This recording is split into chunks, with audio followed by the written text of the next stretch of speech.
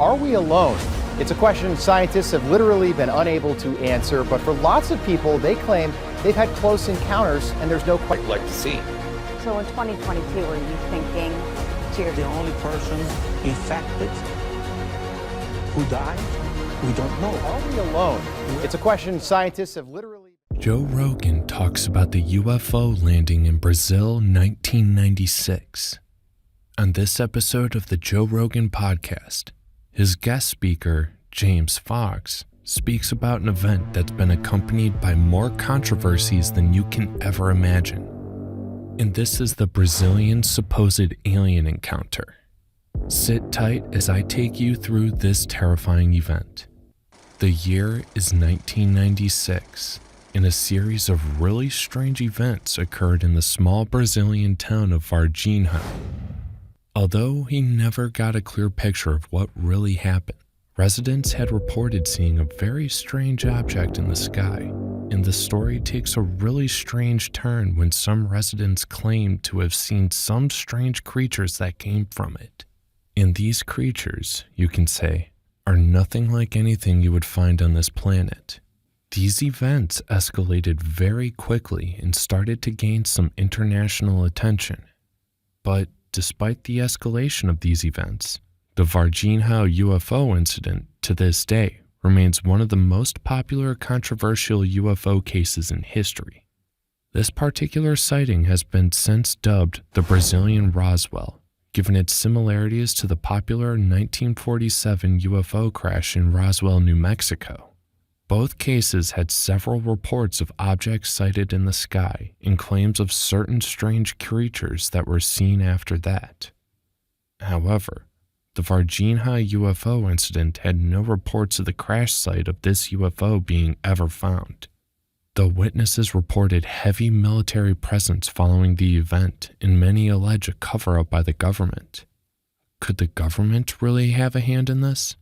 While speaking in the Joe Rogan podcast, James Fox makes some really disturbing revelations that are surfacing decades after the event.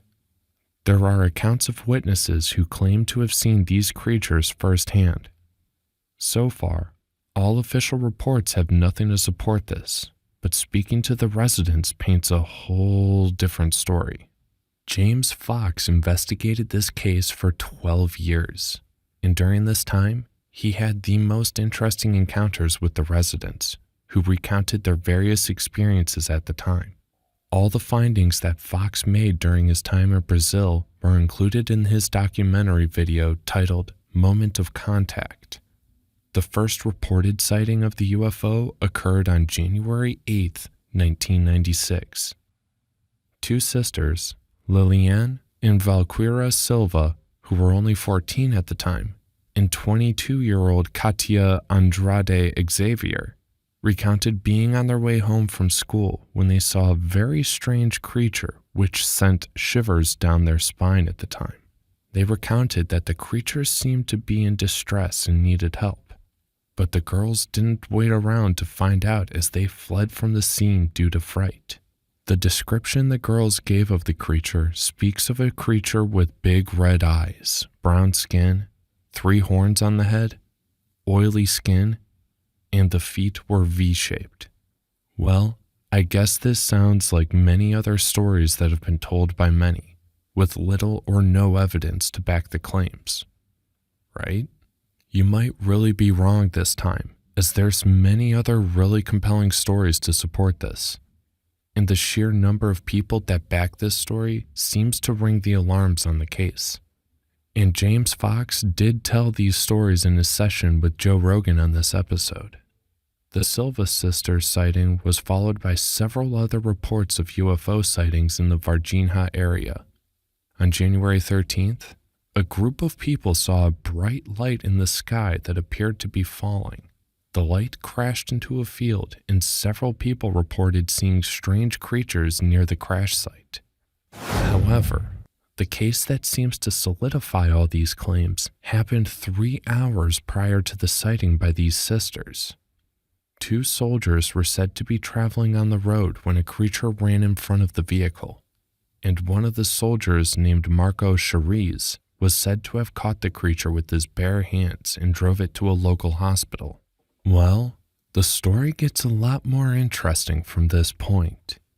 The doctor that handled the case in the hospital that day spoke to James Fox on the issue, and the details are quite alarming.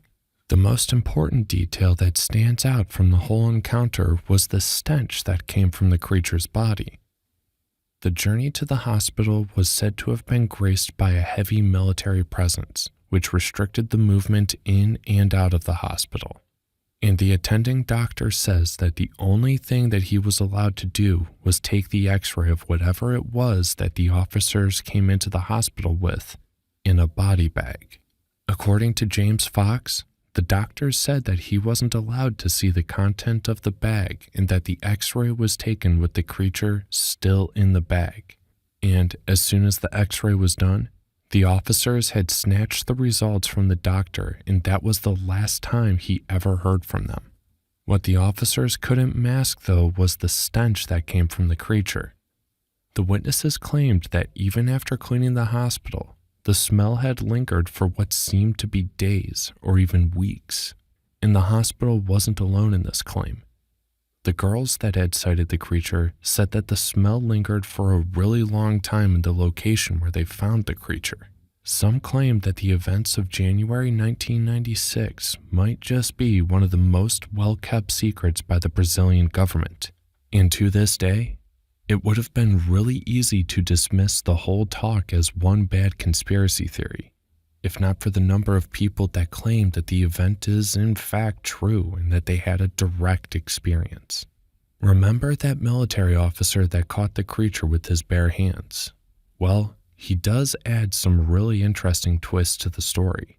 James Fox said that he had a personal interview with one of the officers in the vehicle that was used to transport the creature to the hospital that day, and he did actually express the excitement and amazement that he felt, knowing that he is sitting face to face with someone that might have had direct contact with an extraterrestrial life form.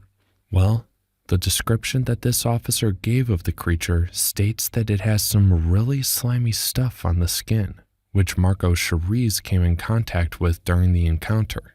Now, over the next few weeks, Marco Charisse developed a really bad infection that wouldn't go away, and one of the doctors that handled his case said that this was unlike anything that he had ever seen throughout his career.